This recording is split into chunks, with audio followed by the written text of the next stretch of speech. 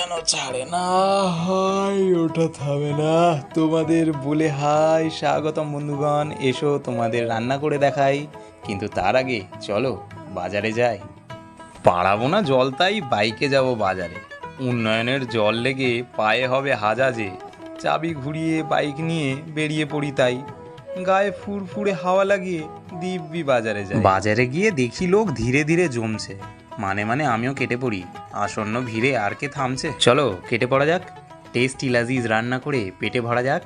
মাছ ঢালতে প্রয়োজন হলো বাটি, এনেছি চিংড়ি, তাই চিন্তাও নেই কাটাকাটি। মাছগুলো করা যাক এবার উলঙ্গ। মাছ ছাড়াতে বদ্দা ভাই দিয়েছে আমার সঙ্গ, মানেও একাই ছাড়াচ্ছে, কারণও বুঝেছে ওর ভাই এতে ধেড়াচ্ছে। এদিকে একে একে সব চিংড়ি ছাড়িয়ে ফেলেছে ছেলেটি, ততক্ষণে কুচো পেঁয়াজ কেটে রেডি করে ফেলেছি।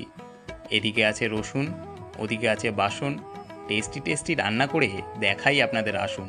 কি বাজে বললাম। শুরু করা যাক রান্না। শুকনো লঙ্কা আর গোলমরিচের ঝালে পেতে চলেছে কান্না।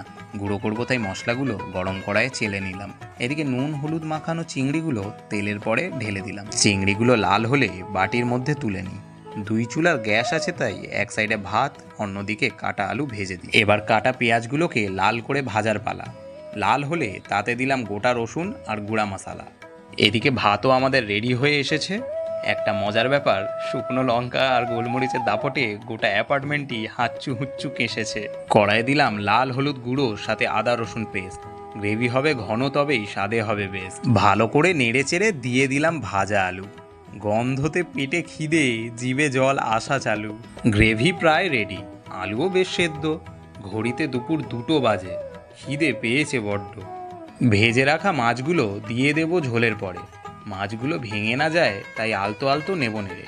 অবশেষে ঝোল আমাদের রেডি। পাতে নেবো চটপট, খিদে পেয়েছে হেভি। দাদার পাতে সার্ভ করে খেতে বলি ফার্স্ট। ভাত মেখে খেয়ে বলে, বিড়ু খানা হ্যায় জবরদস্ত। এবার আমার খাওয়ার পালা। উড়ি সালা ক্যা বানা ডালা। এরপর একদিন চলো তোমাদের এঁচোড় চিংড়ি বানিয়ে দেখাই। টাটা বন্ধুরা, বাই বাই। আমি এবার মজা নিয়ে খাই। দাদা করে দাও বাই, চলো যাই।